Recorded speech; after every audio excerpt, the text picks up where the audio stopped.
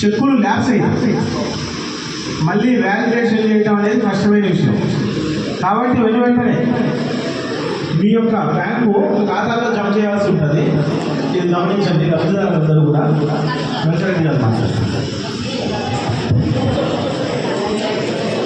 ఈనాటి షాదీపూర్ కళ్యాణ లక్ష్మి చెక్కుల పంపిణీ కార్యక్రమానికి మన ప్రియతమ నాయకులు మన శాసనసభ్యులు వచ్చేది ఉంటే ఇప్పుడే అనుకోకుండా ముఖ్యమంత్రి కార్యక్రమానికి రావాల్సిందిగా వారికి అభినందనలు వారు అక్కడ పోవడం జరిగింది.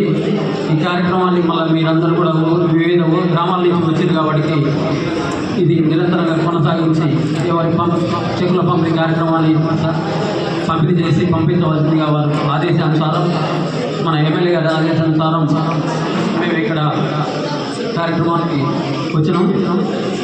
మీరందరూ కూడా కాంగ్రెస్ పార్టీ ప్రభుత్వం వచ్చిన కానీ కూడా 6 గ్యారెంటీలని ఆ రోజుల్లో ఎట్లయితే వాగ్దానం చేసినామో ఎలక్షన్ ముందు ప్రతి ఒక్క మనం ఇచ్చిన హామీలని ఒకటొకటిగా నెరవేర్చుకుంటూ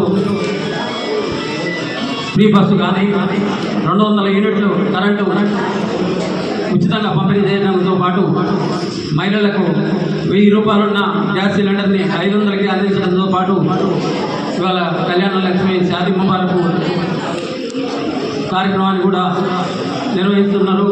అదేవిధంగా వీళ్ళ పెద్దలు చిన్నలు అందరూ కూడా సన్నబియ్యం తినాలనే ఉద్దేశంతో ప్రతి ఒక్కరికి కూడా సన్నబియ్యం అందించే కార్యక్రమానికి మన ప్రియతమ నాయకులు ముఖ్యమంత్రి రేవంత్ రెడ్డి గారు బహత్తరమైన తీసుకొని పంపిణీ చేయడం జరుగుతుంది.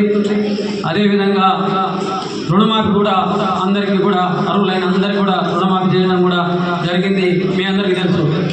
ఇంకా కూడా 1 కోటి మంది మహిళల్ని కోటీశ్వరులు చేయాలనే దృఢ నిశ్చయంతో ఉన్నటువంటి మన ముఖ్యమంత్రి గారికి మనం అందరం కూడా రాబోయే రోజుల్లో చేదోడు బాదోడుగా ఉండి వారికి సంపూర్ణ సహకారం అందించవలసి